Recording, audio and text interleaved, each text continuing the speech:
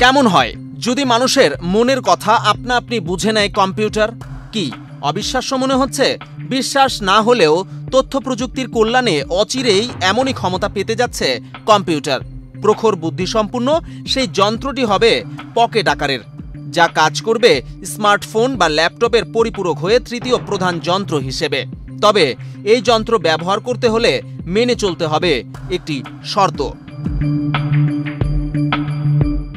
আগামীর কম্পিউটার কেমন হবে সে সম্পর্কে এমনটাই জানিয়েছেন ওপেন এআই এর প্রধান নির্বাহী স্যাম অল্টম্যান।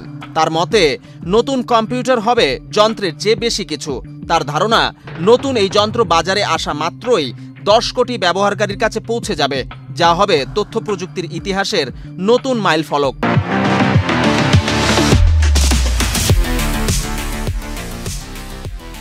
সম্প্রতি ভাই জ্যাক অল্টম্যানের পডকাস্টে হাজির হয়ে স্যাম আরও জানান, নতুন এই যন্ত্র ভয়েস কমান্ড, সেন্সর ও পরিবেশ সচেতনতার ব্যাপারে অভিজ্ঞ হবে, যা একজন ব্যবহারকারীর জীবনধারার প্রয়োজনীয় সহায়তা করবে। অল্টম্যান মনে করেন, বর্তমানে যেসব কম্পিউটার ব্যবহার হচ্ছে তা যখন তৈরি হয়েছিল তখন কৃত্রিম বুদ্ধিমত্তা বা এআই এর অস্তিত্বই ছিল না।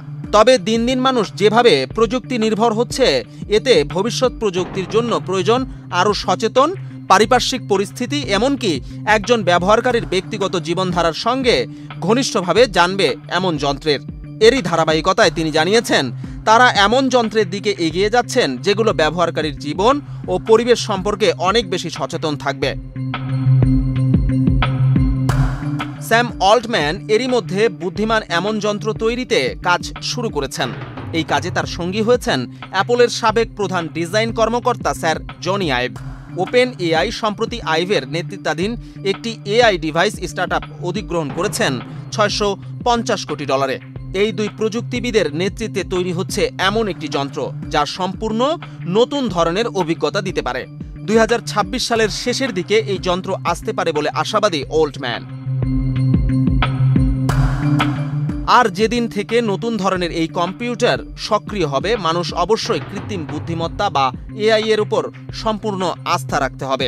আগামীর কম্পিউটার ব্যবহারের ক্ষেত্রে এই একটি মাত্র শর্ত জুড়ে দিয়েছেন Sam Altman. Bijan Kumar, desk report, Bangladesh প্রতিদিন।